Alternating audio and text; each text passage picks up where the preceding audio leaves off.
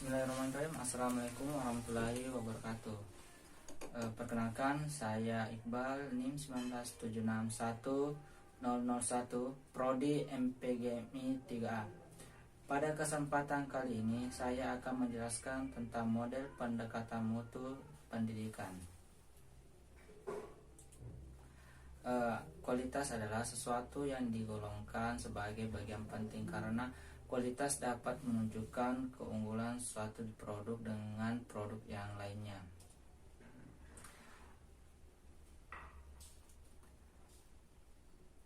Peningkatan kualitas adalah bisnis dari institusi dan penghasil produk, tetapi juga produk jasa. Begitupun dalam pendidikan merupakan bagian yang penting untuk diperhatikan. Upaya peningkatan mutu pendidikan merupakan isu yang terus-menerus dibahas dan akan menjadi perbincangan dalam pengelolaan manajemen pendidikan.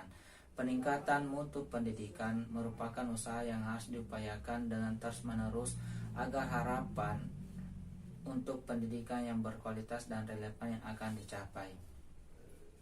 Sebagai upaya meningkatkan mutu dari pendidikan itu, melalui Kementerian Pendidikan dan Kebudayaan mengeluarkan kebijakan tentang penjaminan mutu pendidikan.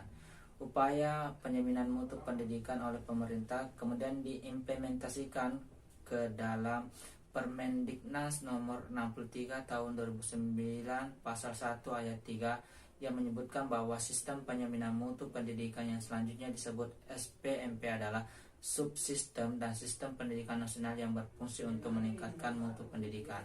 Sasaran akhir dari penjaminan mutu pendidikan ini adalah tingginya kecerdasan hidup manusia dan bangsa sebagaimana yang diciptakan dalam Undang-Undang Dasar 1945. Selain itu, pendidikan yang bermutu merupakan syarat utama dalam mewujudkan kehidupan bangsa yang maju, modern, dan sejahtera. Untuk mencapai sasaran akhir itu, maka dari penjaminan mutu pendidikan dibutuhkan suatu model dan pendekatan yang tepat agar tujuan-tujuan dari semua itu dapat tercapai. Kita masuk dulu ke apa itu mutu, apa itu pendidikan. Secara umum, mutu dapat diartikan sebagai gambaran dan bukti menyeluruh dari barang atau jasa yang menunjukkan kemampuan dalam memuaskan kebutuhan yang diharapkan atau yang tersirat. Dalam konteks pendidikan, jaminan mutu merupakan input, proses, output dalam pendidikan. Kemudian mutu pendidikan merupakan kemampuan pendidikan dalam pengelolaan dan efisiensi terhadap komponen-komponen yang berkaitan dengan pendidikan sehingga menghasilkan nilai tambah terhadap komponen tersebut menurut norma standar yang tepat. Untuk pendidikan juga memahami pengertian derajat keunggulan dalam pengelolaan pendidikan yang efektif dan efisien untuk melahirkan keunggulan akademis pada siswa yang lulus untuk satu jenjang pendidikan atau menyelesaikan program pembelajaran tertentu. Mutu di sini terbagi dapat dilihat dari dua sisi ini, segi normatif dan segi deskriptif. Dalam artian normatif, mutu ditentukan berdasarkan pertimbangan intrinsik dan ekstrinsik. Berdasarkan kriteria intrinsik, mutu pendidikan merupakan produk pendidikan, yakni manusia yang terdidik sesuai dengan standar ideal. Sedangkan berdasarkan kriteria ekstrinsik, pendidikan merupakan instrumen untuk mendidik tenaga yang terlatih. Dalam artian deskriptif, mutu ditentukan berdasarkan keadaan senyatanya tanpa ada rekayasa di dalamnya. Kemudian faktor-faktor yang mempengaruhi peningkatan mutu pendidikan. Di sini ada 5 faktor. Yang pertama adalah kepemimpinan kepala sekolah, di mana kepala sekolah sangat berpengaruh dalam peningkatan mutu pendidikan di sekolah. Kepala sekolah sebagai pemimpin harus memiliki pemahaman yang kuat dan jelas terhadap misi kerja, mampu dan mau bekerja keras, mempunyai dorongan kerja yang tinggi, tekun dan tabah dalam bekerja, memberikan layanan secara optimal dan disiplin kerja yang kuat. Kepala sekolah harus mempunyai peranan penting untuk meningkatkan kualitas dan mutu lembaga yang dipimpinnya. Hal ini karena di tangan pemimpin yang merupakan nakoda dalam lembaga yang dipimpinnya akan terjadi perubahan menuju standar mutu yang diharapkan. Peran dan fungsi harus dijalankan oleh seorang kepala sekolah untuk mencapai tujuan tersebut. Kepala sekolah dituntut untuk memahami peran apa yang harus dijalankannya, apa sebagai eksekutor, manajer, administrator, supervisor, leader, inovator ataupun motivator. Kemudian perlibatan guru. Guru secara maksimal dapat meningkatkan mutu pendidikan. Adapun peran guru dalam meningkatkan mutu pendidikan, yaitu guru memberikan suatu inovasi dan motivasi kepada peserta didik agar dapat melaksanakan pelajaran dengan baik serta bersungguh-sungguh taat pada peraturan yang ada baik di dalam sekolah maupun di luar sekolah. Karena setiap gerak-geri dari perilaku guru akan menjadi contoh bagi siswa. Oleh karena itu, guru harus bijak, cerdas, baik, religius, sopan serta santun dalam bersikap. Dari sinilah mutu pendidikan akan tercipta. Kemudian kemampuan siswa, pendekatan yang harus dilakukan oleh anak-anak sebagai pusat sehingga kompetensi kemampuan siswa dapat digali sehingga sekolah menginventarisir peran dan kekuatan pada siswa-siswa adalah aktor penting dalam menjalankan peran utama dalam dunia pendidikan. Dengan semakin meningkatnya peran siswa dalam dunia pendidikan, maka semakin bagus pula mutu dan kualitas pendidikan tersebut. Selanjutnya, kurikulum. Kurikulum mempunyai kedudukan sentral dalam seluruh proses pendidikan. Kurikulum mengarahkan segala bentuk aktivitas pendidikan demi tercapainya tujuan dan mutu pendidikan. Dengan kata lain, bahwa kurikulum sebagai alat untuk mencapai tujuan pendidikan, yaitu pembentukan manusia yang sesuai dengan falsafah hidup bangsa, memegang peranan penting dalam suatu sistem pendidikan. Selanjutnya, adanya kerjasama.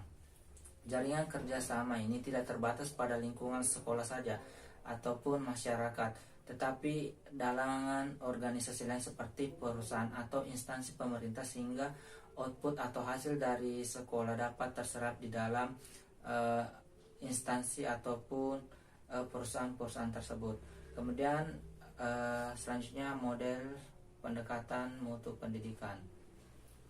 Di sini ada 4 model dalam pendekatan mutu pendidikan.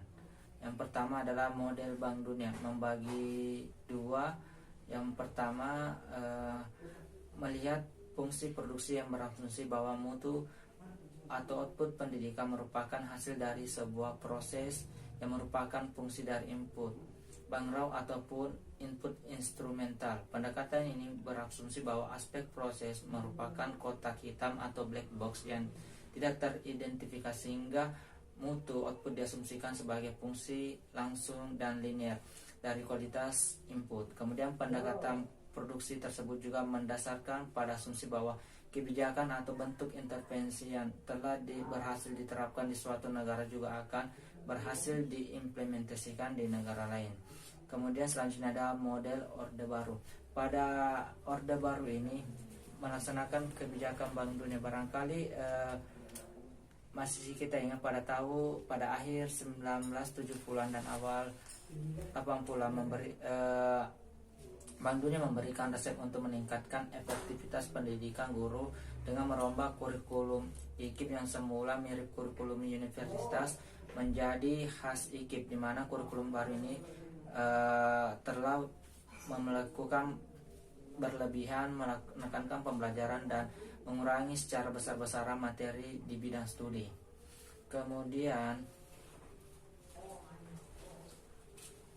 kebijakan yang kedua pada masa model Orde Baru, yaitu peningkatan mutu pendidikan dengan meningkatkan kualitas guru lewat proyek peningkatan mutu guru yang dilakukan dengan model pelatihan guru yang sangat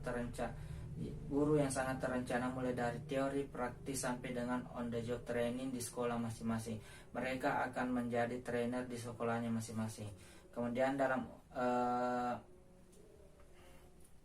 namun sejauh mana Orde Baru berakhir sampai diganti oleh reformasi, peningkatan mutu juga belum terwujud secara maksimal karena peningkatan kualitas sekolah tidak bisa dilaksanakan dengan pendekatan fungsi produksi. Peningkatan mutu sekolah bersifat interaktif dan kontekstual yang sangat terpengaruh oleh kondisi sekolah sebagai suatu entitas yang utuh dan mandiri. Kemudian model reformasi. Di dalam model reformasi ini ada 5 kebijakan yang diambil. Yang pertama, kebijakan dalam peningkatan mutu sekolah dalam era reformasi, menetapkan metode peningkatan mutu berbasis sekolah atau MBMBS yang kemudian akan menjadi School Based Management atau SBM atau manajemen berbasis sekolah ala Indonesia. Kemudian yang kedua adalah mengembangkan kurikulum berbasis kompetensi KBK yang kemudian berkembang lagi menjadi KTSP.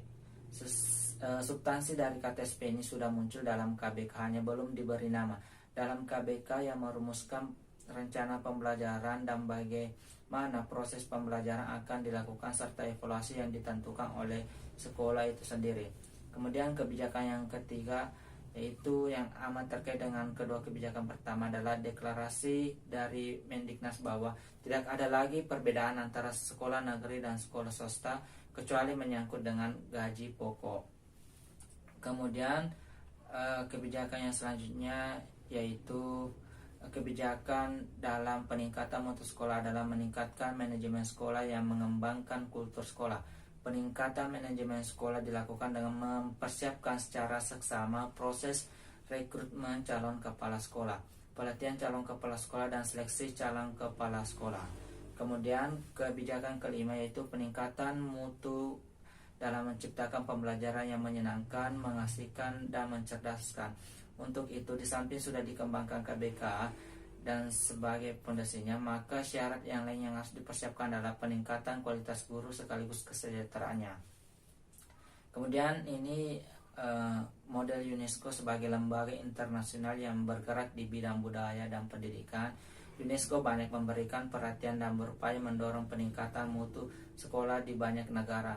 Begitu pula di negara Asia dan Pasifik yang bekerjasama dengan beberapa pemerintah negara-negara yang ada di Asia. UNESCO memiliki suatu cara bahwa untuk meningkatkan kualitas sekolah diperlukan berbagai kebijakan yang mencangkup antara lain sekolah harus siap dan terbuka dengan mengembangkan reactive mindset, menanggalkan problem solving yang menekankan pada orientasi masa lalu, berubah menuju change anticipating, dan berorientasi pada how can we do things differently. Kemudian pilar kualitas sekolah ada 4, yakni learning how to learn, learning to do, learning to be, learning to live together. Kemudian menetapkan standar pendidikan dengan indikator yang jelas, memperbarui kurikulum sehingga relevan dengan kebutuhan masyarakat dan peserta didik. Kemudian meningkatkan pemanfaatan ICT dalam pembelajaran dan pengelolaan sekolah, menekankan pada pengembangan sistem peningkatan kemampuan profesional guru, mengembangkan kultur sekolah yang kondusif dan pada peningkatan mutu. Kemudian meningkatkan partisipasi orang tua dan masyarakat dan melakukan kolaborasi dengan pihak-pihak lain. Kemudian melakukan quality assurance. Jadi sekian yang dapat saya sampaikan.